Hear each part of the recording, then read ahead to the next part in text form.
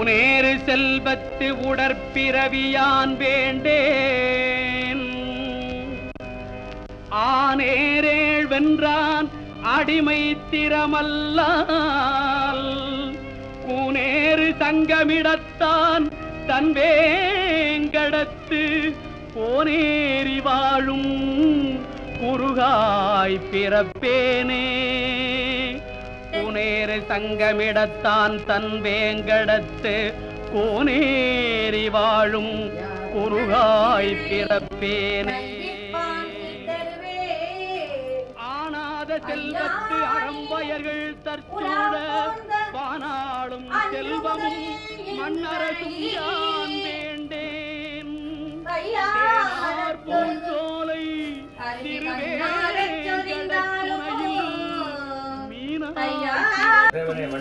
வழிபடும் பொழுது 50 வருஷத்துக்கு முதலாக இவ்வாறு கும்பிட வேண்டும், இவ்வாறு செய்ய வேண்டும். நீங்கள் எல்லாரும் யோசிச்சு பார்த்தீங்கன்னா தெரியும். பூந்தோட்டத்துல போய் ஈர துணியோட போய் நாங்கள் பூ ஆஞ்சு சரம் கட்டி வண்டு வந்து இந்த பூல தேன் குடிக்க முதல்ல நாங்கள் அந்த பூவை ஆய வேண்டிய ஒரு சூழல். ஆனா இப்ப கபூர்லயோ லிடிலையோ வந்து ஒரு வாரமா அவன் மருந்து போட்டு வச்சிருப்பான், நம்ம கொண்டு இன்னொரு வாரம் வச்சிருப்போம். அப்படித்தான் நம்மளால முடியும். ஆனா அந்த அளவுக்கு இல்லாவிட்டாலும் ஓரளவுக்கு நம்மளால என்ன எல்லாம் முடியுமோ அவற்றை எல்லாம் பின்பற்றி கொள்ளலாம்.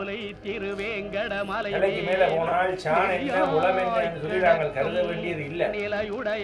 தண்ணிக்கு வரும்டா அப்படின்னு வச்சுக்கொள்ளலாம். தலைக்கு மேல போனால் சாண் என்ன உளம், ஒரு விஷயம் செய்ய எல்லா விஷயமும் செய்ய மாட்டோம் அப்படின்னு சொல்லி சொன்னா அவர் என்ன சொல்லி சொன்னா எப்படி எப்படி எல்லாம் இறைவனை நாங்கள் சிந்திக்கலாம், எப்படி எப்படி எல்லாம் இறைவன் எங்களுக்கு அனுகிரகம் பண்ணுவான். நாங்கள் எல்லாரும் பாமர மக்கள், எங்களுடைய பட்டறிவுக்கு ஏற்றது போல உங்களுக்கு எல்லாம் தெரியும். முதல் முற்காலத்துல வந்த செய்யுள்கள் கவிதை இலக்கணங்கள் எல்லாம் படிச்சால் அவ்வளவு சுலபமா புரியாது. விரிச்செழுதப்படக்கூடிய செந்தமிழ்ல இருக்கக்கூடிய இலக்கணமே புரியல. செய்யுள்ல இருக்கிற இலக்கணமா புரியும் போது அந்த இலக்கணம் எப்படி வரும் அப்படின்னா கத்தரன போது முத்தை தரு பத்தி திரு நகை திருண்ட காலத்துல எழுதப்பட்ட செய்யும். அதுவே அவனை ஒன்றுண்டா கூடு போட்டு முத்தை தரு அத்தி திரு சரவண முத்துக்கு ஒரு வித்து அப்படின்னு சொல்லி பிரிச்சா மட்டும்தான் பொருள்படும். அதை நாங்கள் அப்படியே பொருள்பட படித்தால் ஒன்றும் விளங்காது. ஒன்றும் இல்லை. அப்படியாக இருக்கக்கூடிய காலங்களிலே இறைவனை நாங்கள் எவ்வாறு நினைக்க வேண்டும், இறைவன் எங்களுக்கு எப்படி அனுகிரகம் பண்ணுவார் அப்படின்னு சொன்னா அதுக்கு ஒரு சிறிய ஒரு சென் தத்துவ சிந்தனை உண்டு. 4 அறப்படிச்ச மேதைகள் ஒரு விஷயம் ஒன்றை தேடி ஓடத்திலே அவர்கள் வந்து கப்பலில் ஓடத்தில் போய் கொண்டிருக்கிறார் நதியோரமாக. அங்கே அந்த ஓடம் வந்து திடீரென்று பழுதா போகுது. ஓடம் தானே இறங்கி நடந்து வரலாம், நீந்தி வரலாம். கடல் என்றால் தான் பிரச்சனை. இது ஓடத்தால் இறங்கி அவர் கொண்டு போய் கடலில் கட்டையை அடித்து தண்ணி வராத மாதிரி அதை திருத்தும் பொழுது இவங்கள் காட்டுக்குள்ளே போய் என்ன இருக்குன்னு பார்க்கலாம் என்று உள்ளே போகிறாங்க. உள்ளே போனால் அங்கே அந்த காட்டுவாசிகள் எல்லாம் மிக அருமையாக சாமி கும்பிட்டு கொண்டிருக்கிறாங்க. என்ன சாமி கும்பிட்றாங்க? பெரிய பெரிய இரும்பு, தண்ணி, நெருப்பு, அப்புறம் மரம், பெரிய பெரிய கல்லுகள், இதுகளை வச்சு ஏதோ சாமி காட்டுவாசிகள் இல்லை, அவங்கள அப்படித்தான் கும்பிட்டாங்க. கும்பிட்டா இவங்க நம்மளையாக்கள் எல்லாம் படித்தாக்கள், எல்லாம் படித்த 4 பேர் இல்லை. அப்போ அவங்க சொல்கிறாங்க, இது வந்து பிள்ளையார், இது வந்து முருகன், இப்படி வந்து அம்பாள், இப்படி மெடிடேஷன் பண்ணணும், இந்த மாதிரி ஜபம் பண்ணணும், தவம் பண்ணணும், இந்த மந்திரங்கள், இதுதான் பிள்ளையார் தும்பிக்கையோட இருக்காரு, இவர் வந்து மயிலில் இருக்கிறவர் முருகன், இது அவங்களோட வைஃப் அப்படின்னு சொல்லி 1 2 ஒன்றா காட்டுறாங்க. அப்படியா, ரொம்ப சந்தோஷம். நம்ம இப்போ தான் ஃபஸ்ட்டாக கேள்விப்படுறோம், இது எப்படி அப்படின்னு சொல்லி எல்லாம் கேள்விப்பட்டாச்சு, எல்லாம் அளவலாவியாச்சு. இங்கே அவர் ஓட திருத்தி போட்டால் இவங்க தங்க வந்த வேலையை பார்க்கறதுக்காண்டி போயிட்டு இருக்கிறாங்க. ஆரம்பித்தால் அந்த ஓடத்தில் கொஞ்சம் தூரம் வந்துட்டாங்க. அந்த காட்டுவாசிகளை தலைமையாக இருந்த ஒரு காட்டுவாசி வந்து அப்படியே ஓடத்துக்கு தண்ணி மேலே நடந்து அவங்களோட ஓடத்துக்கிட்ட வந்து விட்டார். அப்போ ஓடத்துல இந்த 4 பேரும் பயந்து விட்டாங்க, என்ன நடக்க போகுது அப்படின்னு சொல்லி. அவர் கேட்டார், நீங்கள் சொல்லி கொடுத்த அந்த மந்திரம் மறந்து விட்டேன், இன்னொரு தடவை சொல்லி கொடுங்க அப்படின்னு சொல்லி கேட்டாரா. அதை விடப்பா நீ எப்படி தண்ணி மேலே நிற்கிற எப்படின்னு நான் கும்பிட்ற சாமியை கும்பிட்டுட்டு என்னால் நிற்க முடியாது, தொடர்ந்து அதையே கும்பிடு அப்படின்னு சொல்லிட்டு இவங்க தப்பிச்சோம் அப்படின்னு சொல்லி வந்தாங்களாம். இப்போ கண்ணப்ப நாயனார் காளகஸ்தியில் சிவபெருமானுக்கு மான்கறி வச்சதாகட்டும், இன்னும் காரைக்கால் அம்மையார் 3 வயதில் தலையால் நடந்து கைலாயம் சென்றதாகட்டும், 3 வயதில் சிவபூஜை செய்ததாகட்டும், ஞானசம்பந்த பெருமான் தோருடைய செவியன் என்று சொல்லி சிவபெருமானை ஐடென்டிஃபை பண்ணி காட்டி கொடுத்த அந்த தேவாரமாக இருக்கட்டும், எல்லாம் அந்த உயரிய ஞானத்தின் அடிப்படையிலே வரக்கூடியது. இன்னும் ஒரு முக்கியமான விடயத்தை பற்றி உங்களுக்கு சொல்ல வேண்டும். சிவராத்திரி விரதத்திலே அது எதற்காக இந்த சிவராத்திரி விரதம் பற்றிய நிகழ்வு இப்பொழுது உங்களுக்கு சொல்ல வேண்டும் என்ற அதை நான் பின்னால் சொல்லிக்கொள்கிறேன். முதல்ல இந்த சிவராத்திரி விரதத்தில் உபவாசம் இருக்க வேண்டிய கட்டாயம் எல்லாருக்கும். ஆனால் இப்போ சிவராத்திரி விரதம் வேண்டாம். முதலாம் காலத்துக்கு ஐயா எனக்கு 50 வடை, 2ஆம் காலம் எனக்கு புளியோதரை, 3ஆம் காலத்துக்கு எப்படி பகல் இல்லை இரவு நடுச்சாமத்துக்கு தயிர் சாதம், அது பகல்லாம் தயிர் சாதம், சாமத்தில் தயிர் சாதம் சாப்பிட்றது இல்லை, சாமத்தில் திங்கவே படாது. அப்போ உபவாசம் இருக்க சொல்லப்படக்கூடியதான அந்த விரத நிகழ்வுகள் எல்லாம் உங்களுக்கு போஜனம் சாப்பிடுவதற்கு உண்டான பூஜை வழிவா, சாப்பிட்றதுக்கு உண்டான பூஜை நவராத்திரி இருக்குது. அவல் பொறி கடலை என்று சொல்லி எல்லாம் படைச்சு நல்ல வழிவாக சாப்பிடலாம் பூஜை முடிஞ்சா பிறகு. சிவராத்திரி ஏகாதசி எல்லாம் ஒரு வாய் பச்சை தண்ணி வாயில் படக்கூடாது, சிவ சிவான்னு சொல்லி பேசாமல். அவ்வளவு நுட்பமாக எங்களது முன்னோர்கள் எல்லாம் ஒன்றொன்றை உருவாக்கி அதை ஒருமைப்படுத்தி ஒரு வழிப்படுத்தி எங்களுக்கு எல்லாம் கொடுத்துருக்கிறார்கள். ஆனால் எங்களுக்கு சிறிய சிறிய அற்ப விஷயங்களால் எல்லாம் நாங்கள் அதை கடைப்பிடிக்காம இருக்கிறோம். ஆனால் அந்த சிவராத்திரியில் உபவாசம் எல்லாரும் இருக்க வேணும். சரி, ஒரு சிலரால் இருக்க முடியாது, வயதானவர்கள், நோயாளிகள், குழந்தைகள், கர்ப்பிணிகள்னு சொல்லி அவைகளுக்கு எல்லாம் ஒரு எக்ஸெப்ஷன் கொடுத்துருக்கிறேன். ஓகே, நீங்கள் உபவாசம் இருக்கலாம், உபவாசம் இருக்க முடியாட்டில் இன்ன பொருள்களை எல்லாம் சாப்பிடலாம், சாப்பிட்டாலும் உங்களுக்கு உபவாச பலன் கிடைக்கும். அப்படின்ட்டா என்ன பலன்? மூலம் என்று சொல்லப்படக்கூடிய கிழங்குகள் சாப்பிட்டு கொள்ளலாம். நிலத்துக்கு கீழே விளையக்கூடியதான உருளைக்கிழங்கு சாப்பிடலாம்.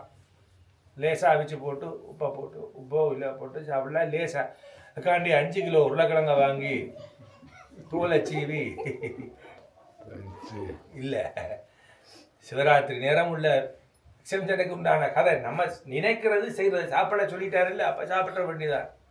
அதுக்கப்புறமா பால், இந்த மாதிரி ஹோமத்தில் பயன்படுத்தப்படக்கூடிய மிகுதி பொருள் ஹவிஸ் ஹோமத்தில் பயன்படுத்த வாளி இந்த இருக்கு. அந்த வாளி கொண்டே வச்சுட்டு சாப்பிட கொண்டே வச்சுட்டு இல்லை ரெடி ஆகிட்டீங்களா, அதுக்கு இல்லையா பரவாயில்ல, ஒன்றும் குறையில்லை.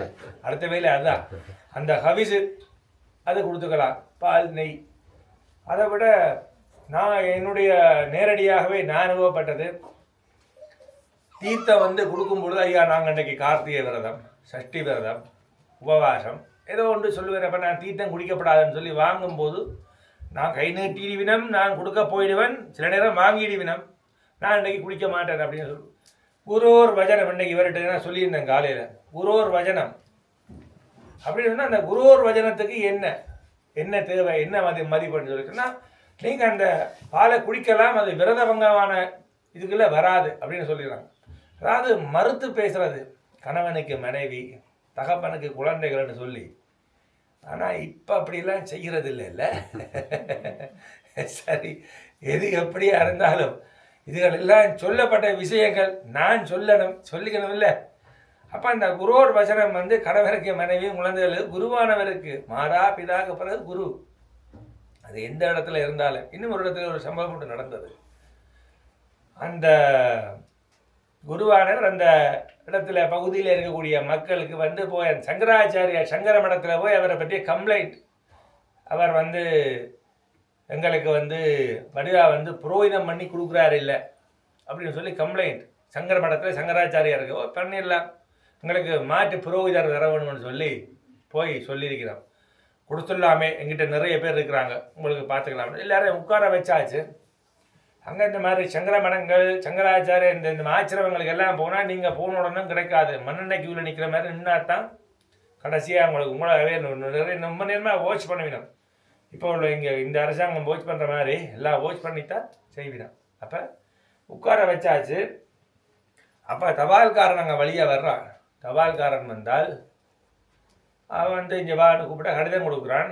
அவள் கடிதத்தை வாங்கி பார்த்துட்டு எல்லார்டையும் கொடுக்குற இந்த கடிதங்களை படியுங்கோ, உடைச்சில்லை வெளிப்பக்கத்தில் உள்ளதை படியுங்கோ. என்ன இருக்குது, 5 6 7 கோடு, இன்னும் 2 கோடு, 0 0 இன்னொரு 2 கோடு, வேறு என்ன இருக்குது, ஏதாவது கோடு நம்பர்கள் அதெல்லாம் மாறி மாறி இருக்க போகுது. அது தபால்காரனை கூப்பிட்டு எல்லாரையும் கேட்டால் என்ன புரியுதான்னு கேட்டால் ஒன்றுமே புரியலை, 0 கோடுன்னு தான் தெரியுதுன்னு சொன்னாங்களாம். சரி, உனக்கு ஏதாச்சும் புரியுதா? தபால்காரன் அவனுக்கும் புரியலையா? அப்போ எப்படி கொண்டு வந்து இங்கே கொடுத்தா? இப்படி 0 கோடும் போட்டால் இங்கே கொண்டு வந்து கொடுக்கணும், இன்னும் 2 0 போட்டால் பக்கத்து ஸ்ட்ரீட்டில் ஒன்றே கொடுக்கணும், இந்த கோடு போடாமல் 0 மட்டும் போட்டால் இன்னொரு ஸ்ட்ரீட்டில் கொடுக்கணும், அது தெரியுதா? அப்போ என்ன சொன்னார் சங்கராச்சாரியார், நீங்கள் அதிகம் உள்வாங்க வேண்டியதில்லை, இப்பொழுதுதான் எல்லா கோயிலையும் எல்லா நிகழ்வுகளையும் குருக்களானவர் நாளையான் விசேஷம் நாளண்டையான் விஷயம் என்று சொல்லி உபன்யாசம் பண்ணுவர். இப்போ யூடியூப்பில் வர உபன்யாசம் ஒரு பக்கத்தால் ஒவ்வொரு மக்கள் வர தனியாக போட்டுருங்க, அன்பர்களே அன்பர்களேன்னு சொல்லி அந்த உபன்யாசம் ஒரு பக்கம், கோயில் வழியை நம்மள மாதிரி ஐயா வார ஒரு உபன்யாசம். மொத்தத்தில் நீங்கள் சாமியே கும்பிட வேண்டியதில்லை, வீட்டில் இருக்கிற மாதிரியான உபன்யாசங்கள்லாம் இப்போ எல்லாரும் உங்களுக்கு ஒரு விஷயம் தெரியுதுன்னு சொல்லி சொன்னால் அதை நேரடியாக நாங்கள் அப்லோட் பண்ணிடுவோம், அதுதான் உண்மை அப்படின்னு சொல்லி. ஆனால் அதுவே இன்னொரு இடத்துல போய்க்கல, அது பொய்யாகுது, தவறாகுது. அப்பா எதுக்காக முன்னாடி உள்ளவர்கள் எல்லாம் உபன்யாசம் பண்ணே இல்லை? இப்போ எல்லாம் பார்த்தீங்கன்னா குஞ்சு குருமன் எல்லாரும் பார்த்தீங்கன்னா தலையில் சிகாமணி, தலை முடியல இல்லாதவனுக்கு தான் சிகாமணி சொல்லப்பட்டது. இப்போ சிகாமணி இல்லைன்னா பூஜையை பண்ண முடியாது அப்படின்ற மாதிரியான ஏற்பாடுக்கு வந்துடுது. கல்யாண வீட்டில் மாப்பிள்ளைக்கு ஈக்குவலாக நாங்களும் வெளிக்கிட்டு இருக்க வேணும், தலைப்பாக வைக்க வேணும். சரி, அதுகள் ஓரளவுக்கு சர்வ குரு ஆச்சாரிய லட்சணத்தில் சொல்லப்பட்டிருந்தாலும் அனாவசியமான ஆடம்பரமான நிகழ்வுகளுக்கு எல்லாம் இப்போ எவ்வளவு இம்பார்ட்டன்ட் கொடுத்து கொண்டிருக்கிறோம். அப்போ அந்த குரோர் வச்சனம் என்று சொல்லி சொன்னால் குரு குரு இம்பார்ட்டன்டா, மாதா பிதா குருன்னு சொல்லினா இந்த நீங்கள் எல்லாம் யோசிச்சு பாருங்க. மதுரை அம்பதியில் மதுரை மீனாட்சி யாருக்கெல்லாம் போய் வந்திருக்கிறீங்க? நீங்கள் போயிருக்கிறீங்க. நல்லூர் சொல்ல தேவையில்லை, எல்லாருக்கும் தெரியும். கீரிமலை ஒரு ஆலயங்களுக்காக இவ்வளவு தூரம் அந்த மக்கள் செலவிட்டிருக்கா, ஆன்மாவை லயப்படுத்தி பெருமைப்படுத்தி நாங்கள் எல்லாம் இந்த இடத்துல இருக்கக்கூடிய மதுரை மதுரை முதல்ல நான் சொல்லியிருக்கிறேன், நான் நினைக்கல மீனாட்சி இல்லை பரவாயில்ல, அதுக்கு இந்த வாயிலேருந்து மீனாட்சி தான் நான் வருவிச்சிருக்கேன் வேணும். அது மாதிரி இங்கே ஒரு இடம் இருக்குது பிரான்ஸில், ஐரோப்பாவில் பிரான்ஸில் ஒரு இடம் இருக்குது. ஒரு நாளுக்காக மட்டும் அவர்கள் 1 மில்லியன் யூரோ செலவிடுவார்கள். எந்த இடம் யாருக்காவது தெரியுமா? சிட்டியில் லாச்சப்பல்ல உள்ள சிட்டியில் மாணிக்க பிள்ளையார் அன்றைக்கு ரதோற்சவத்துக்கு அந்த ஏரியா மேரிக்கு 1 மில்லியன் யூரோ செலவாகும். அந்த மேரிக்கு பே பண்ணி ஆகணும், இல்லையா இருந்தால் அவன் விடமாட்டான். எல்லா ரோடும் பிளாக் பண்ணி நம்ம 1 மில்லியன் செலவு பண்ண வேண்டாம், கொஞ்சமாக செலவு பண்ண வேண்டிய கட்டாயம் இருக்குது. இதுக்குத்தானே எல்லா அன்பர்களும் பெற வேணும், உபயங்களை தாராளமாக எடுக்க வேணும். ஐயாவும் இந்த ஐயாவும் உபயம் எடுத்து யந்திர பூஜை இருக்குது, மண்டலாபிஷேகம் இருக்குது. இப்போ ஒரு ஆள் செய்ய முடியாட்டி இன்னும் 2 பேர் சேர்ந்து தானே அந்த உபயங்களை எடுக்க வேணும். எவ்வளவுத்துக்கு ஆதரிக்கிறீங்களோ, கோடான கோடி எங்களோட மந்திர தந்திரங்களுக்கு எப்படி கட்டுப்படுதோ அது மாதிரி உங்களோட கோடான கோடி வழிபாடு செய்யக்கூடிய உங்களோட மக்களுடைய எல்லா விதமான வேண்டுதல்களுக்கு கூட அந்த மீனாட்சி கட்டுப்படுவார் என்று தெரிவித்து கொண்டு, மேலும் நடைபெறக்கூடிய எல்லா உபயங்களையும் முடியுமான வரைக்கும் எடுத்துக்கொள்ள வேணும். ஆலய நிர்வாகத்துடன் தொடர்பு கொண்டு இந்த வழிபாடுகளை எல்லாம் இன்னும் நீங்கள் பிறப்பிக்க வேணும். மகோற்சவ அலங்கார உற்சவம் எல்லாம் தொடர்ச்சியாக வரும். உபயங்கள் இல்லை என்று சொல்லி சொன்னால் அது பயன் இல்லை.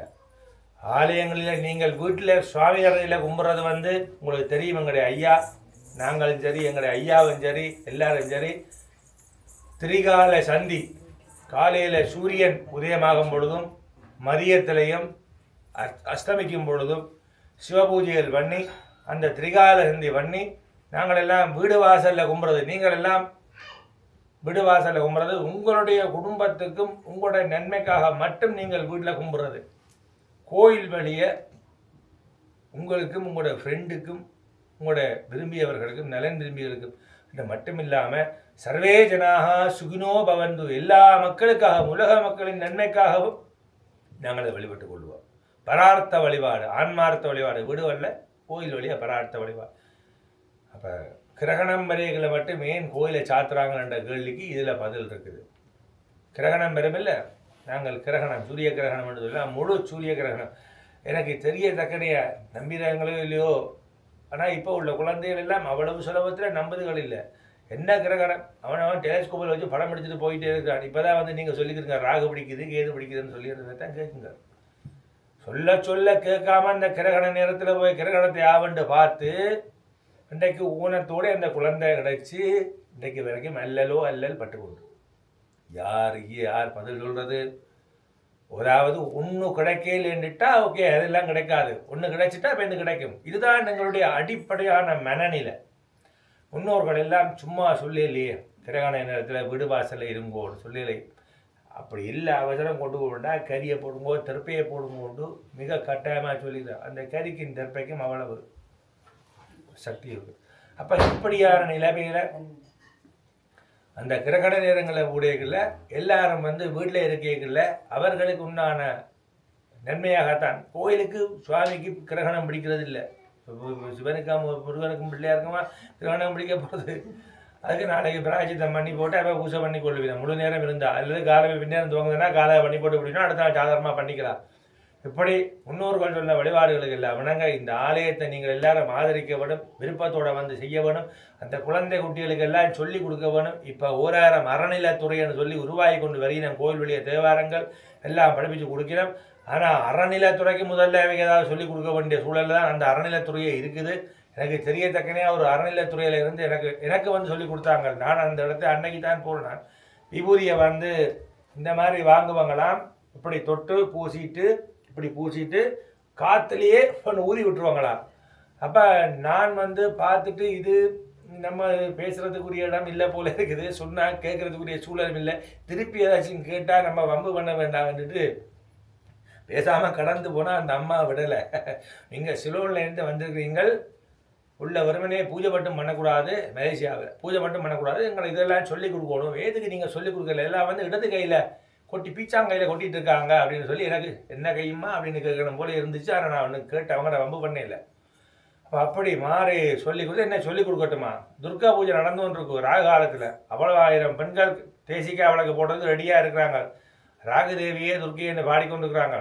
அப்போ எல்லாம் வெயிட் பண்ணுங்கோ, பூஜை முடிய பேசிக்கலாம்னு சொல்லி பூஜை முடிஞ்ச பிறகு என்னுடைய தாத்தாவும் அவருடைய தாத்தாவும் அவருடைய தாத்தாவும் இப்படித்தான் விபூதி பூசணம் என்று சொல்லி எனக்கு சொல்லி கொடுத்த மாதிரி நான் வடக்க கிழக்க பார்த்து வலது வாங்கி இடது கீழே வச்சு சிவசிவான்னு வடக்க பார்த்து அதை கீழே சிந்தி போடாமல் உடம்பெல்லாம் பூசிக்கொள்ளுவோம்னு சொல்லி நான் சொன்னேன். இல்லை நீங்கள் அதை பூஜை பண்ண நீங்கள் உங்களுக்கு இடது கை சுத்தமாக இருக்கும் அப்படின்னு சொல்லி அவர் நான் என்ன பண்ணேன் சந்தியா வந்தனம்னு சொல்லி திருக்காக சந்தி பண்ணுவேனே அந்த சிவரில் போட்டு குழைச்சி போட்டு தான் இப்படி நான் பூசுறதா அல்லது இந்த கையை வெட்டி விட்டுருவோமா அப்படின்னு கேட்டால் அங்கே இருக்கமாக பதில் இல்லை.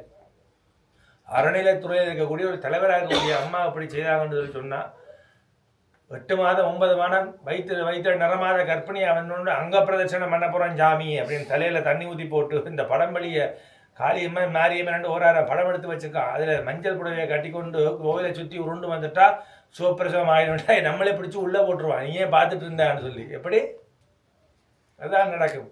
அப்போ அந்த மாதிரியான விபரீதமான வழிபாட்டு முறைகள் எல்லாம் அவ்வளவு சுலபமாக எங்களோட மதத்துக்குள்ள வருது. பழைய முறையான பழமையல் என்றைக்கு மாறாதது. குருமுகமாக எல்லாத்தையும் அறிந்து கொண்டு எல்லா விதமான தேவைகளுடனும் இந்த ஆலயத்தினுடைய உபயங்களை எல்லாம் தவறாது ஒருவர் மட்டும் எடுக்க முடியாட்டி 2-3 பேராக சேர்ந்து அந்த உபயங்களை செய்து எல்லா உபயங்களையும் சேர்த்து கொள்ளணும். அப்படி வளரும் பொழுது மட்டும்தான் ஊரோடு சேர்ந்து வளரும். இங்கே பிரான்ஸில் பார்த்தீங்கன்னா அங்கே இருக்கிறோம் நிறைய கோயில் வந்திருக்குன்னா ஒரு சில கோயில்கள் இப்போ தான் வளர்ச்சி கண்டு வருகிறது. இருக்கக்கூடிய ஒரு கிராமத்தில் இருக்கக்கூடிய மக்கள் எல்லாரும் நல்ல ஆதரவு கொடுத்து கொள்ளுவினோம். சில இடம்பலியே அவைகளுக்கு தனிப்பட்ட இதனால ஆதரவு கொடுக்க முடியாட்டி மற்ற இருக்கப்பட்டவை சேர்ந்து வளர வேணும்.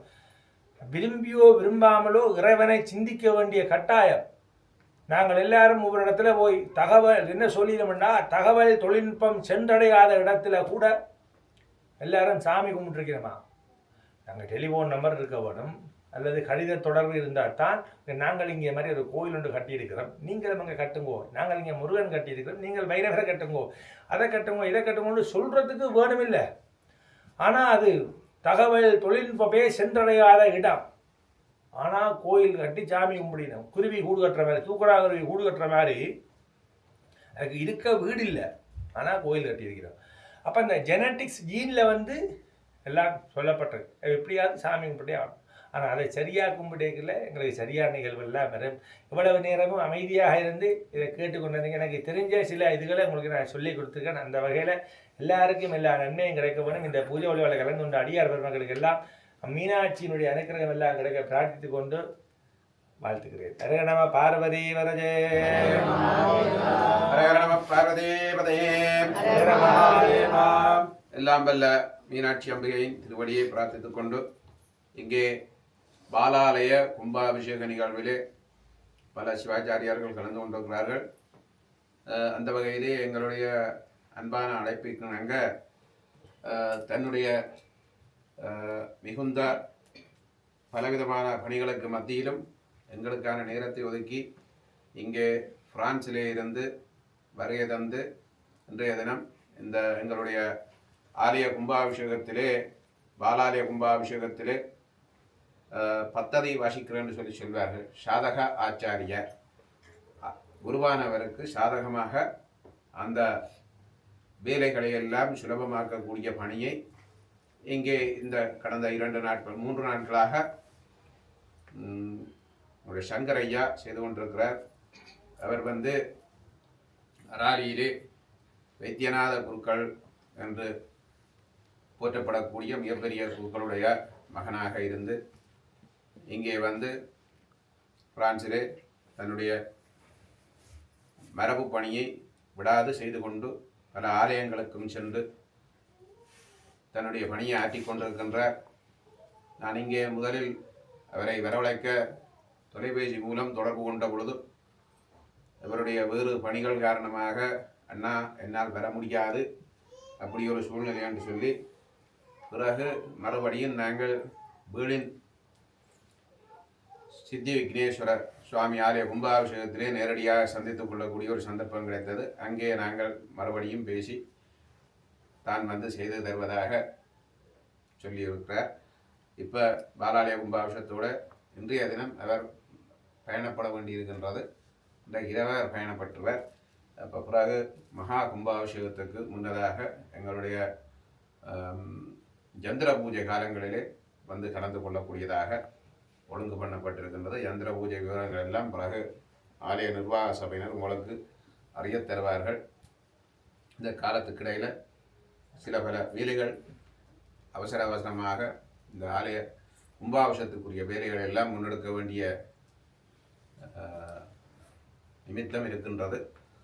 அந்த வேலைகளோடு இன்றைய தினம் இங்கே பொன் ஸ்ரீ முத்துமாரியம்மன் ஆலய குருக்கள் ஐயா, ராகவ குருக்கள் கண்ணன் ஐயா என்று சொல்லி சொல்வார்கள். அவரும் இங்கே கலந்து கொண்டிருக்கின்றார். அவர்களுக்கும் எங்களுடைய ஆலயம் சார்பாக அம்பாளுடைய பேரொருள் கிடைக்க பிரார்த்திக்கின்றோம். அதே போன்று கைலேஸ்வர சர்மா ஐயா மஞ்சன் கிளாட்பாவிலே இருக்கின்றவர். அவர்களை எல்லாம் எங்களுக்கு சிறு வயதிலேயே தெரியக்கூடிய பிள்ளைகளாக இருந்திருக்கிறார்கள். நேற்று இங்கே வந்தவர் சேர்ந்த அப்புறம் தான் எங்களுக்கு தெரியும் யார் ஆளுன்னு சொல்லி. முந்தானிக்காக வந்த அப்புறம் தான் நாங்கள் கண்டு கதைச்சு யாரென்று புரிந்து கொண்டோம்.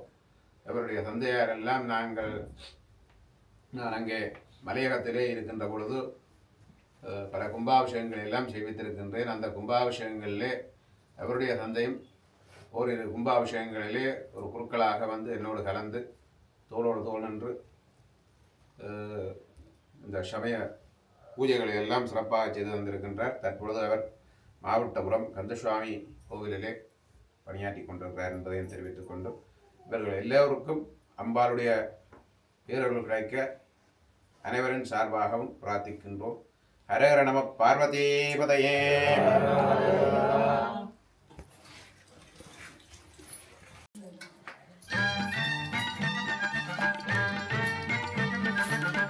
கர்ப்பகர்ப்பத்தம் ஹேம பீஜம் பவனந்த புண்ணியம் பரதமத்யாந்தம் பிரேஜ்ஜமே பிராமணேன குருப்ரீத்யர்த்தம் ஹிரண்யாதானம் புண்ணியமகம் சம்பததே குருப்ரீத்திரஸ்து.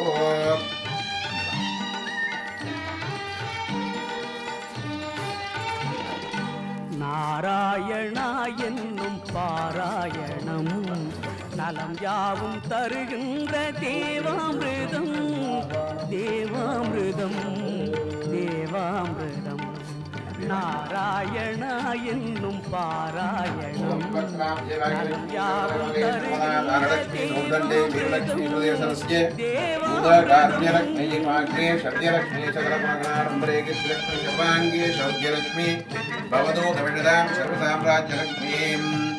ஓம் சதமானம் பவதி சதாய பிரதேந்திரியம் தீர்காயுஷ்மான் பவதி தீர்க்கசுமங்கலீ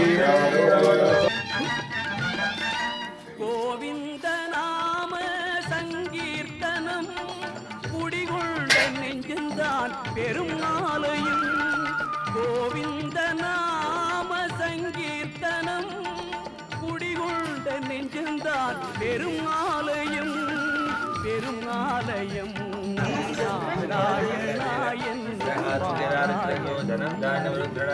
யாவும் தருகின்ற தேவாமிருதம் தேவாமிருதம் எல்லா ஜெயபாலத்தையும் கும்பரமா ஜெயம் பண்ணி கொடுப்போம்.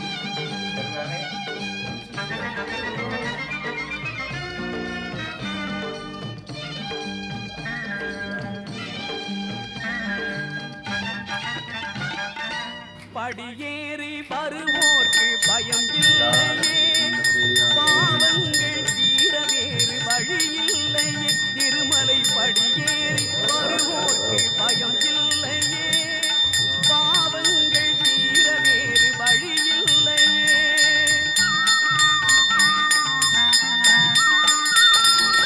துணையாவதவன் சங்கு சக்கராயுதம் கொழுவார்க்கு அருளுங்க திருவேங்கடம் துணையாவதவன் சங்கு சக்கராயுதம் கொழுவார்க்கு அருளுங்க திருவேங்கடம் திருவேங்கடம் நாராயணா என்னும் பாராயணம் நலம் யாவும் தருகின்ற தேவாமிருதம்.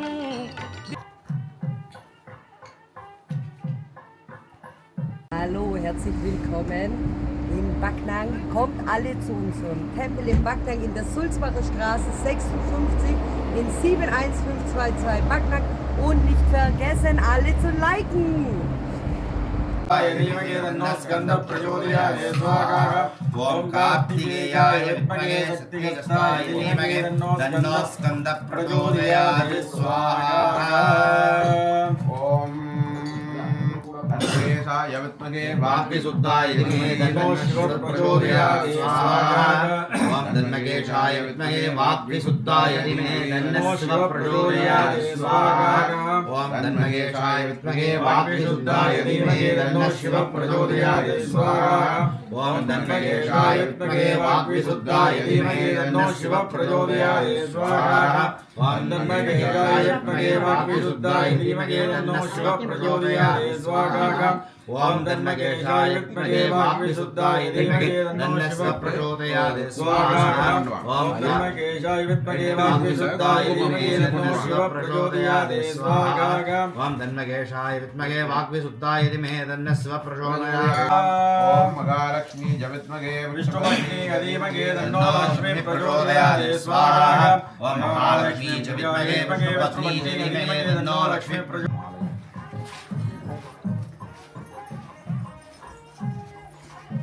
ओम हर नमः पार्वती पदये இப்பொழுது மகா பூர்ணாகுதி நடைபெற இருக்கின்றது. அதற்கு முன்பதாக அம்பாளுக்குரிய உபச்சாரங்களை விபூதி சந்தனம் குங்குமம் சில்லறை காசு பூக்கள் மாங்கல்யம் போன்ற உபச்சாரங்களை எல்லாம் அம்பாளுக்கு கொடுத்து அதன் பின்பு இங்கே மகா பூர்ணாகுதி நடைபெற்று தொடர்ந்து விசேட பூஜைகள் நடைபெறும் என்பதை அடியார்களுக்கு அறிய தருகின்றோம். ஹரஹர நம பார்வதி பதயே ஓம் திரியம்பகம் ஜயாமகே சுகந்திம் புத்திவர்தனம் உர்வாரோபிவந்தனாம் மிருத்யோர்விஷயமாவதாதே ஓம் மீனாட்சியம்பிகாயை நமக பஷ்மோபசாராம்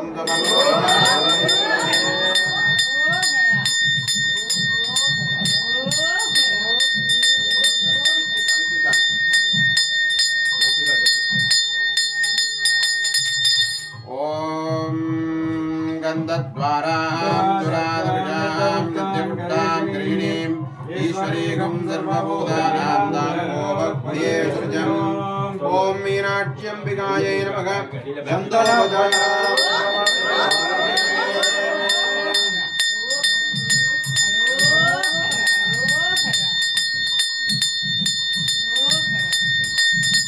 ओम सकुंकुमविलेपना मणिककुम्भिकद्दोरिकां जपन्तकगदेक्षणां ससरजापपाकां असेजनमोगिनीं मरणमाल्यपूजाम्बरां जपाकुसुमपाशुरां जपवदोस्मरेणम्बिकां ॐ ह्रीं श्रीं मीनाक्ष्यम्बिकायै नमः कुङ्कुमो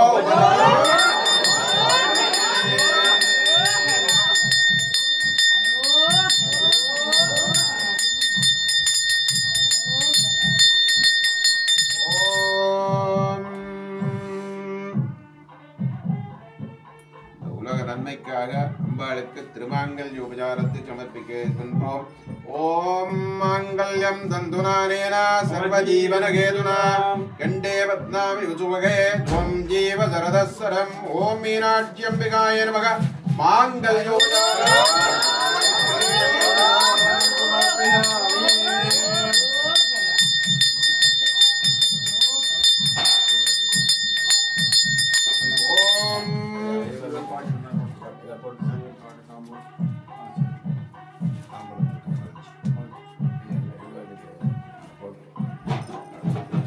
அடுத்ததாக அம்பாளுக்கு இங்கே சில்லறை காசுகள். ஓம் இரண்யவர்ணாம் ஹரேம் சுரதஸ்ரஜாம் சந்திராங்கிரமயீம் லக்ஷ்மீம் யாதவேதோ மகாமஹா. ஓம் மீனாட்சியம்பிகாயை நமக இரண்ய உபசாரம்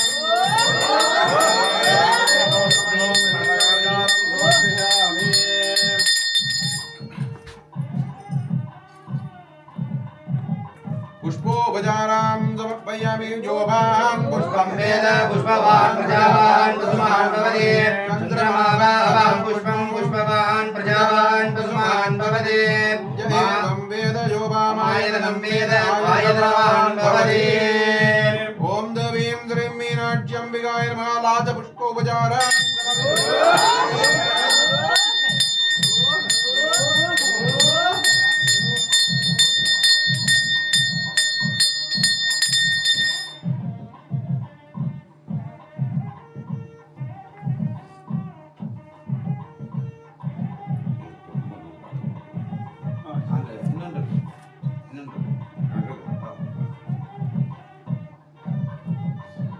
ओम चंद्रमा मनसो जातज्जक्षो सूर्यो अजायत मुखादिन्द्रज्ज अग्निज्ज प्राणाद् वायुरजायत. ओम ऐं ह्रीं श्रीं मीनाक्ष्यम्बिकायै नमः.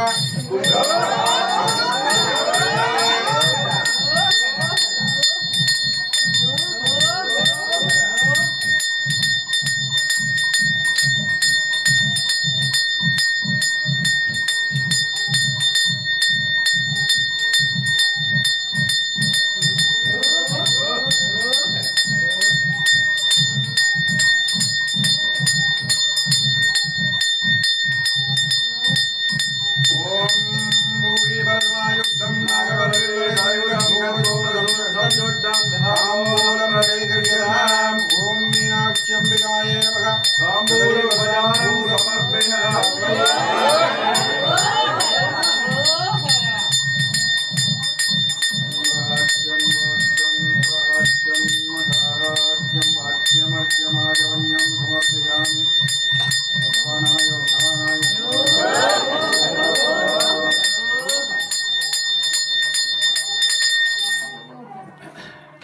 वन्दे पूर्णाहुतिं सर्वजा सृजमापूर्यं शकुशं शङ्खवत्सम्बुडीकृत्यं पुष्पधामविरलङ्कृत्यं सावधानेन उद्धाय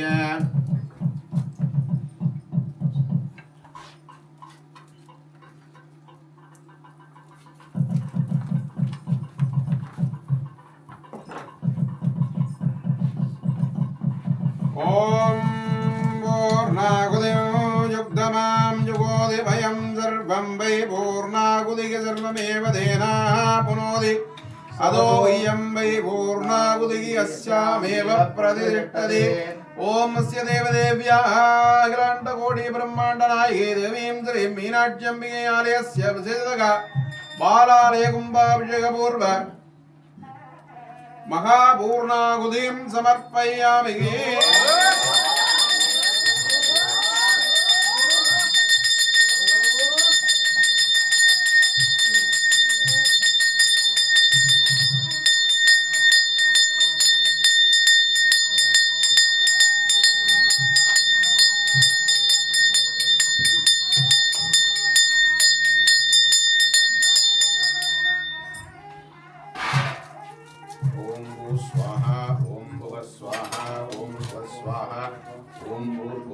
स्वाहा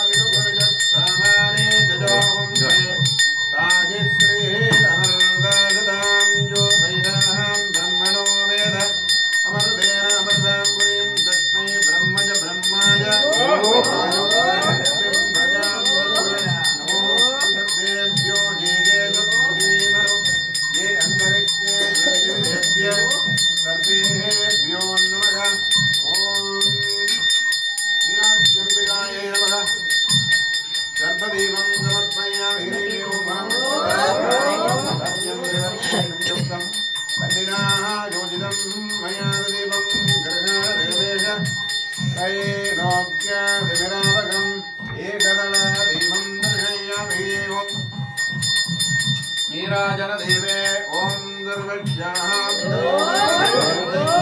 सर्वं एव वेदा पुनोदे सर्वं जयते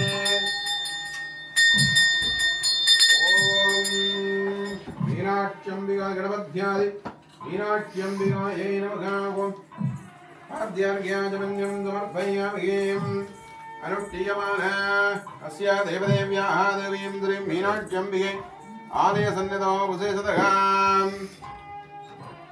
बालालय कुम्भाभिषेकम् तृतीयदिन चतुर्थमकाले यागपूजाकालेन विशेषपूजाकालेन उपकर्तॄणां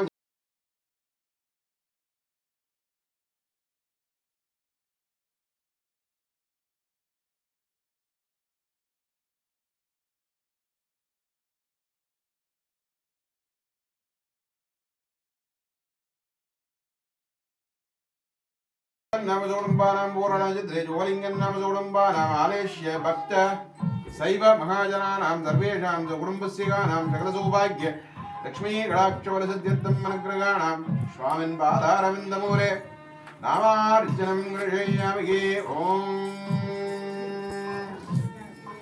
कागुलधवलवर्णं पूर्णलक्ष्मी प्रसन्नं मदगजमुखमीड्यं रञ्जनकर्मयुग्मम् अभयवर्धगद्धं वासुकी जग्निसूत्रं मम हृदयनिवासं श्री गणेशं नमामि ஓமகுண்டத்தை வெளியில் கொண்டு வைக்கிறேன்டா வைக்கலாம் செல்வியெல்லாம் எடுத்து வைத்து பக்கத்தில் இருக்கிற சாமான்களை எடுத்து வைத்து ஸ்ரீ மீனாட்சி தேவி ஹரி ஓம் ஜகலபோன சிருஷ்டித்ததே சம்மார துரோபவனக்கிரக பஞ்சகரத்ய காரணஸ்ய பகவதே கலாண்டகோடி பிரம்மாண்ட நாயகி தேவீம் ஸ்ரீம் மீனாட்சி அம்பிகையாலய சந்நிதோ விசேஷதः பாலாலய கும்பாபிஷேக பூர்வ कुंभपूजाकालेन वयं सर्वे विमनसापद्या मन्त्रपुष्पान्